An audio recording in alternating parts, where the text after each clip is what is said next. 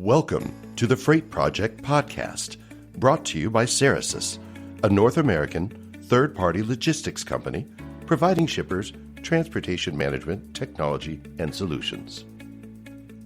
On today's The Freight Project Podcast episode, I welcome Matt Motzik, CEO of RPA Labs, a full-service robotics process automation, also known as RPA, solution for the logistics industry, developing software bots to automate processes, documents, and emails.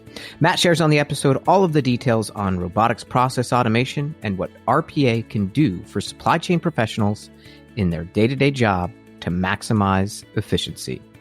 I hope you enjoy this episode of the Freight Project Podcast. Well, hello, Matt. It's great to have you from RPA Labs on the Freight Project Podcast. For our listeners out there, we have Matt Motzik. He's the CEO and co-founder of RPA Labs. And what does that RPA stand for? Well, that's what Matt is here to explain today. But before we get into that and the heart of the show, let's make sure we get to know who Matt is. So with being a first-time guest, Matt, if you can please tell us a little bit about your background and what you're doing. Hey, thanks for having me on, Adam. So I've been in the industry for a little while. I've been on pretty much every side of logistics. Trucking, warehouse, third-party logistics, transportation management, and then also international forwarding.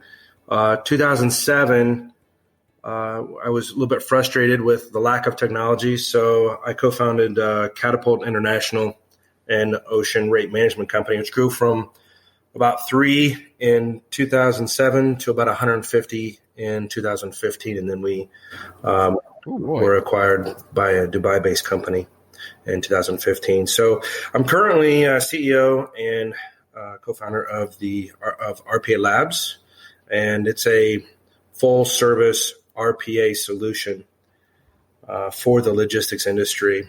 And what we do is we develop software bots to automate the processes, documents, and emails. Very cool. I think that, there's a lot of interest around RPA today, and not just in, supply chain and logistics, but in general in the world of any kind of business sector that has a lot of processes. And these days, pretty much all of them do.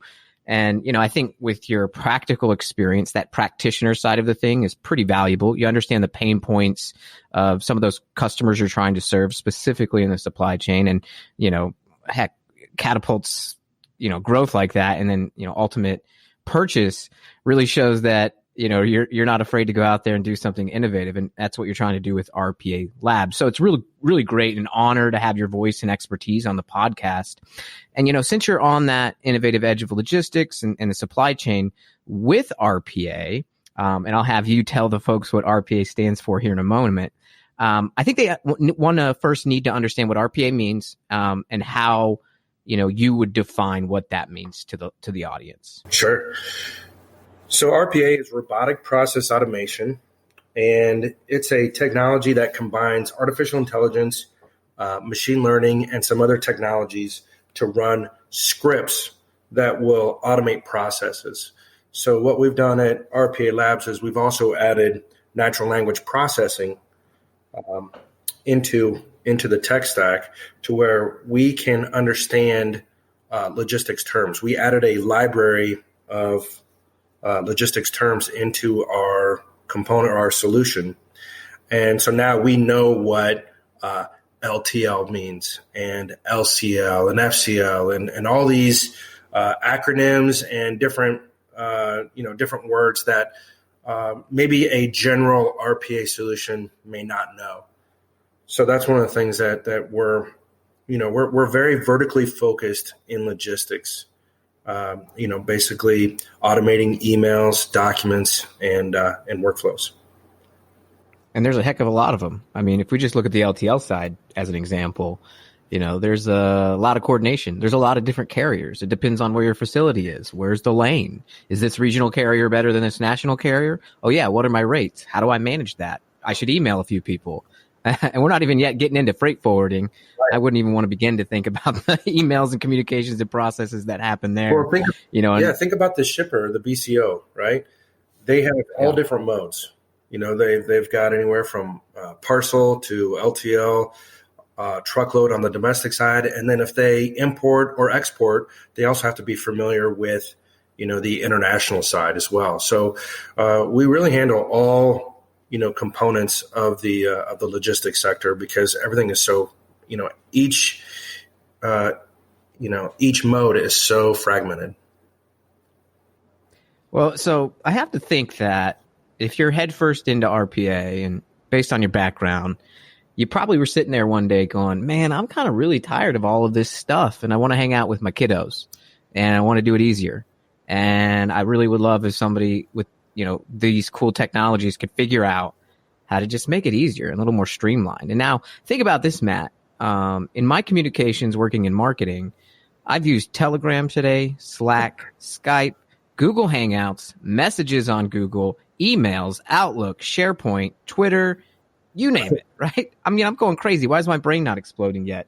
So I could probably use some RPA for my personal life. But, beyond that definition, I want to ask you, what was your impetus? I don't want to take, assume that you had the same reasons, but what was the reasons you started the company and you really are focusing on the logistics and supply chain space? What were some of the problems that you saw, especially those shippers that were facing for you to kind of go head first into this new venture? Yeah. So when I was a shipper, I had a lot of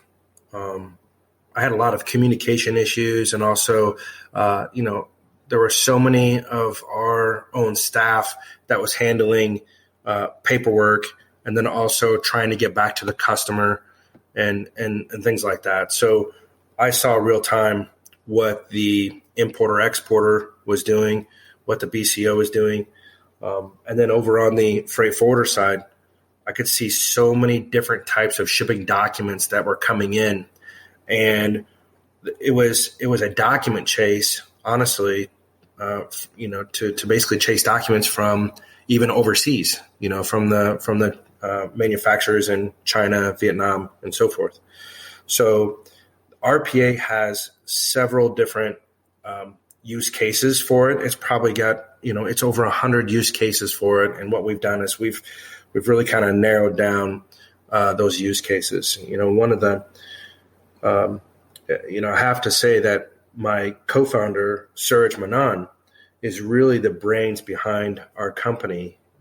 He was one of the original mobile developers at PayPal, and he was always digging into new technology. When he approached me on the idea of RPA for logistics, I was all in. I've seen these companies with stacks of paper on their desk and over 100 emails per day. I think RPA will change the way shippers, brokers, forwarders, and carriers work every day. And I think what you're hitting at, and I think why probably you said you were all in, it's these universal truth things that we all experience collectively every day, that can solve our day-to-day problems. And we always think about the challenges of just simply booking freight, and I think technology is table stakes now, things like TMS, WMS. And if you're not using that, you're probably going to miss out as a shipper to become efficient. But things happen outside of that as well, just in your other parts of supply chain and logistics. You have disparate teams who are all over the country, sometimes all over the globe. You have several vendors, several customers, several other, service providers and partners. And so I can see how that could be beneficial. And so I want to dig into those core benefits and kind of when you have customers at RPA now, or when you're in that sales process, what are some of those benefits that you can tout for shippers and the logistics industry at large who are really going head in on this robotic process automation, reducing some of these redundant processes? Can you tell us a little bit about that? Yeah, so essentially, RPA can perform tasks that are repetitive and manual, just like what you said. From our experiences, we've actually built software bots that can read and interpret emails. So if someone asks for a quote or request tracking, we can have a response bot that responds back in 30 seconds. And it's all based on that company's information. We can also migrate data from documents into systems such as TMS, CRM, or any web-based system. Also on the document side, we can produce really more invoice matching to where We can handle exception management, dispute resolution for the freight audit, freight payment world. And then really we can also automate processes.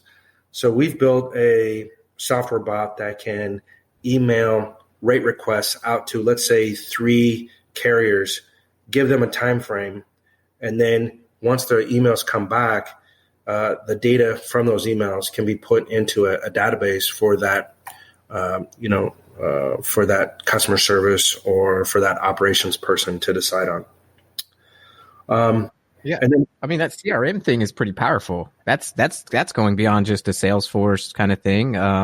Because that's what I kind of like about some of these, right? Like Salesforce has an Outlook connector, and it's just more efficient. We don't have to go in and update that you emailed. It just already sucks that email into that CRM. So is that similar here, or is it? Tell me about the difference of that, maybe. Basically, what we can do is we're very system agnostic. So it can be Salesforce, it can be, CargoWise, it can be really any TMS, ERP, CRM, WMS, any system possible that we can move data in or out of, or even place documents in or out of. One of the things that that we're working on also is being able to read email. But not only read email, also open up the attachments, read the attachments, figuring out what type of shipping document it is, and then we can put that into certain folders automatically. Our software bots can do that.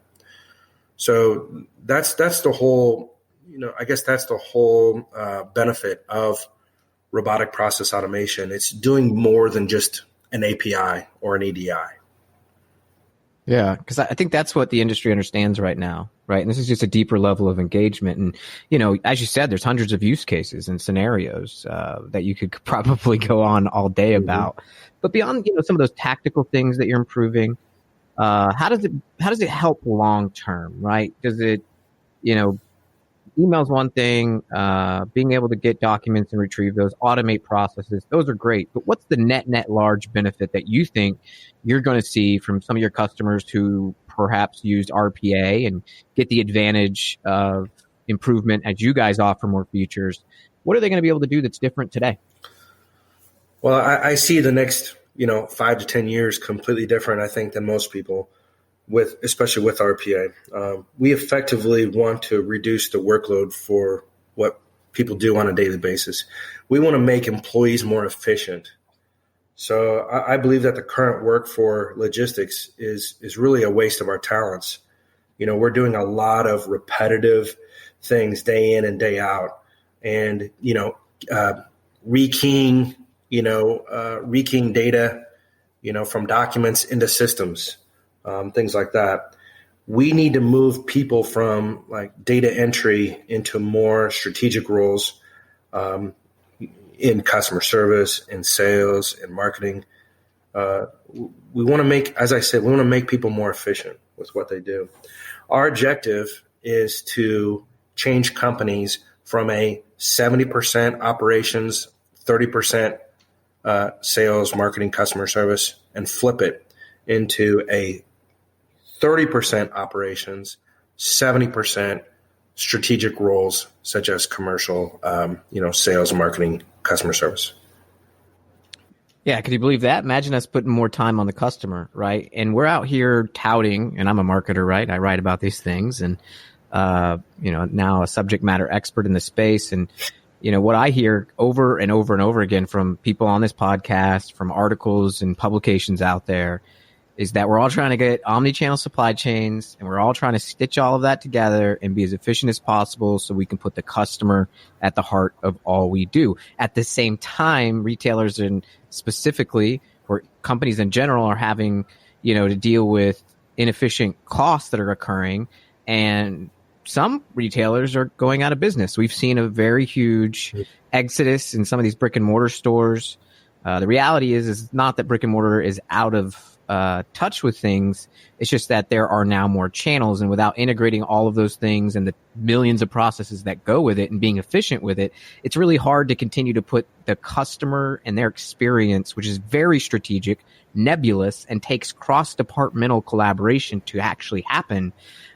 This is definitely long-term going to aid in all of those things we're touting that folks should be focusing on in order to survive in today's environment. And I think one of the things is that RPA and robotics and artificial intelligence and machine learning and those kinds of things, there might be some fatigue, right? There's a lot of hype out there. There's robotics in the warehouse, and now you're talking about robotics in day-to-day processes. One, are we hyping this too much? Do we need more pragmatism? And, what in the way of robotics in general that we may see from like those Amazon warehouse robotics how are those different than what you're doing? So people just kind of know that it's maybe they're not the same thing, or there's some similarities. I think the word robotic throws people off, quite honestly. RPA is not about robots. It's more about software bots or scripts that can be programmed or automated in certain tasks. So if you replace the word robotic with task, then you have task process automation. Honestly, that's what it really should be meaning instead of robotic process automation. And so I think that's where I think that's where people really need to understand that the RPA is really not robots. And from what RPA labs have really done is like, whenever we do marketing, I really try not to put in the pictures of robots, and I think anyone that does is misleading the public. People need to know that RPA is not about robots; it's about software programming. Yeah, well, that makes sense, and it's fun to put pictures of robots, though, so I can see the pool. Because robots, we all watch the Jetsons, we all watch those TV shows, and it's 2020, and where's our flying cars and our robotic maids? But, the pragmatic side is that each and every one of us have a ton of tasks that we have to do. I use a task app called Todoist. I have repetitive tasks. I wish I could write macros that kind of automatically do some of the stuff I do. Maybe I need to talk to you and your co-founder about that. But think about every industry, right? Everyone is getting bombarded by emails. Think about it. I mean, you go, you leave work at 5 or even 6 or 7, and you have dinner with your family, and then what do?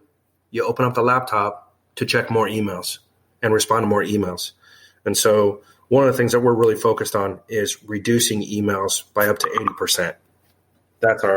I'm down for that.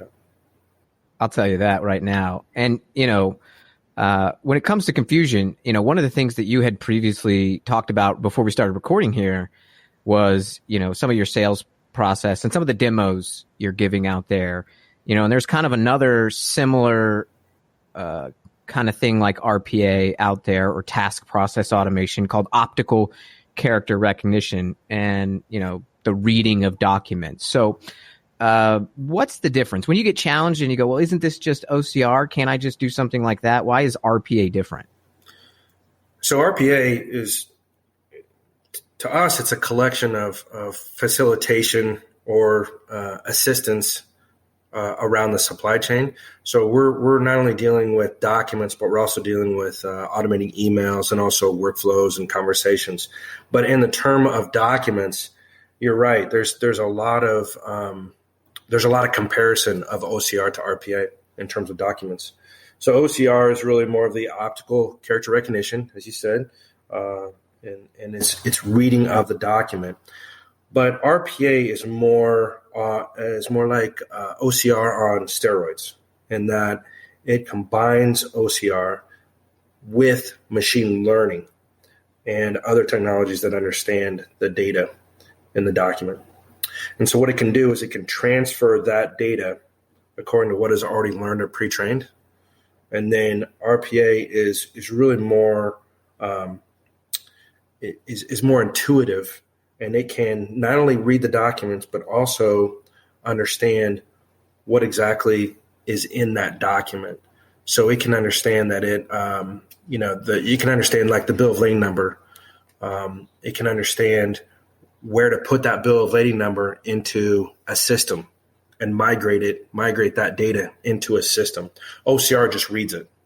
So it's a little bit more involved process than OCR.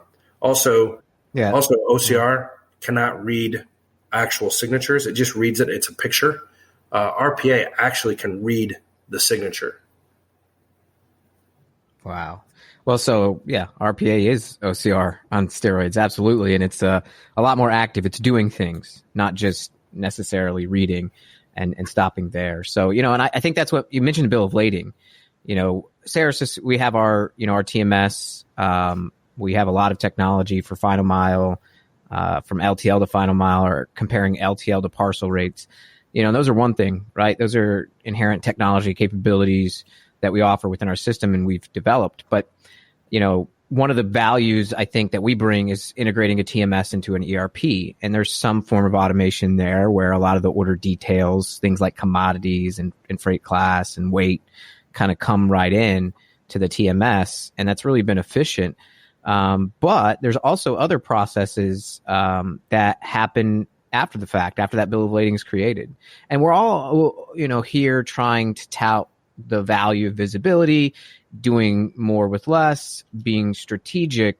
And I have to think even that simple ERP to TMS where the order information is sucked in is valuable in and of itself. But, is that why you've kind of focused on the logistics industry specifically? Because one, there might be folks who are already used to APIs and integration and kind of some of these process efficiencies.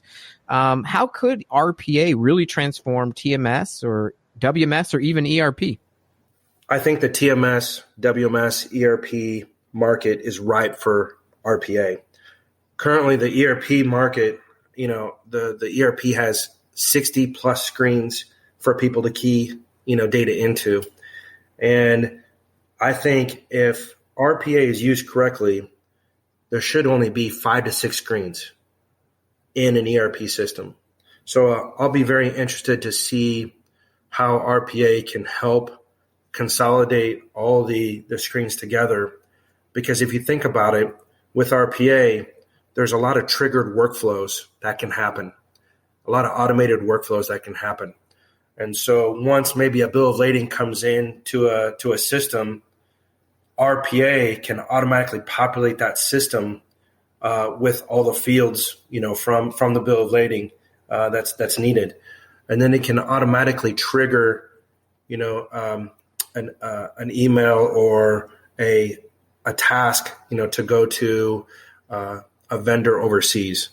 So there's a lot of automation that can be done into the into the systems market. Actually, we have two of our customers are actually either TMS or visibility systems, and one of them is a last mile network. That we're actually automating those all those last mile statuses, for that particular company. That's key. Everybody wants to know where's my stuff, and the faster they can get that answer to their customers or supervisors, or just be aware of potential delays, if any, the better. They can be proactive. Now, let's get into some possible objections that might be out there in the marketplace, or just realities of technology and supply chain. And I absolutely think this is different now in 2020 and it's better than ever before. But we're still not seeing, full adoption of just legacy technology platforms that have been around for a while, like TMS and WMS. So when you are in front of an executive or a potential customer and they ask, well, I think we're fine. This seems too costly. I just don't see the vision. Why is RPA Labs going to kind of overcome that? Why should people not be worried to adopt an RPA? Yeah, to be honest, I think there's a lot of hesitation to adopt RPA. And I think it's coming from RPA vendors themselves. And so here's a little bit of difference between what we do and maybe what other RPA companies do. The early RPA vendors have actually gone in and says, here's your framework. Now you need to hire developers, you need to hire consultants to figure out how to, connect all the dots. And there's been a lot of failures actually with RPA in that realm because you're still leaning on the developers and the consultants to tell the company, or, for the company to tell the consultants and developers what to do and how to do things. So what we do is a little bit different. We're more full serve RPA. And so we actually provide the software bots already made, already developed, and it's ready to go. And so just with a little bit of a, tweaking internally, it can be, it's no longer a framework. It's now a developed solution that companies can use. Yeah, that's pretty powerful. When you don't have to just leave it into the hands and hope that their team understands how to make it work.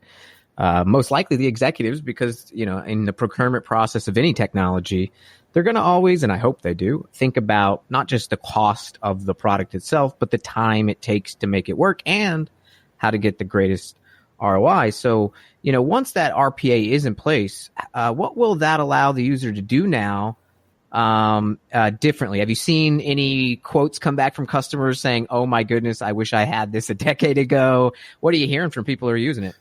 Yeah, absolutely. There's a freight forwarder that quite honestly only has 10 on staff, but they're still receiving a lot of emails coming in on a daily basis.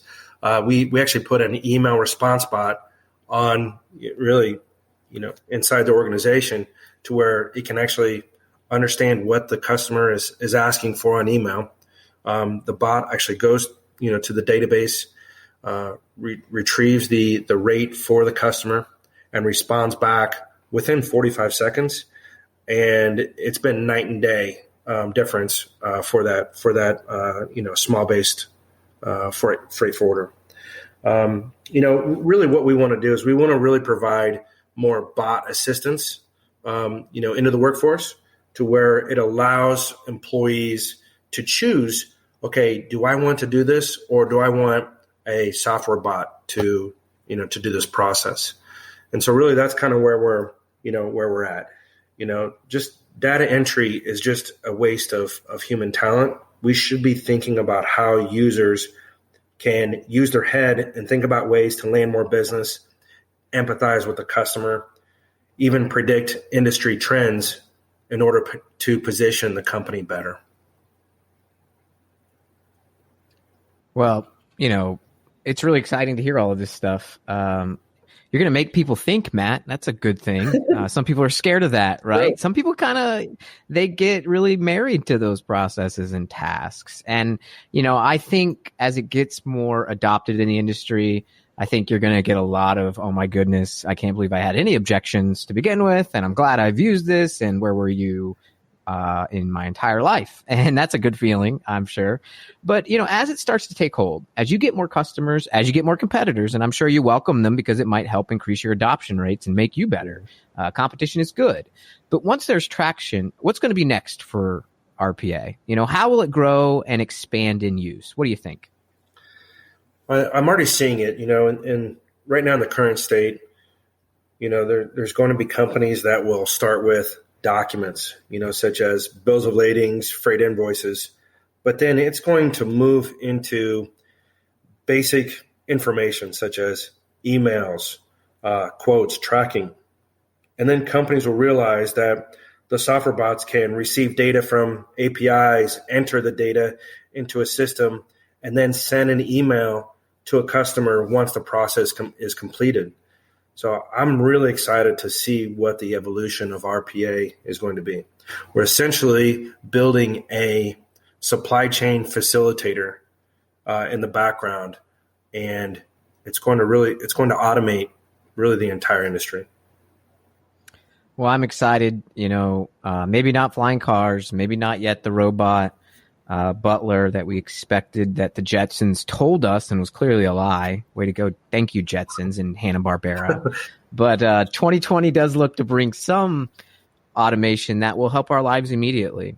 Sometimes I think we have this ethereal view of robotics and what it can do for us. I think people sometimes fear, will it take my job? And it's kind of no different than the recent acquisition that we've had where Global Trans bought Ceresys. It's a change.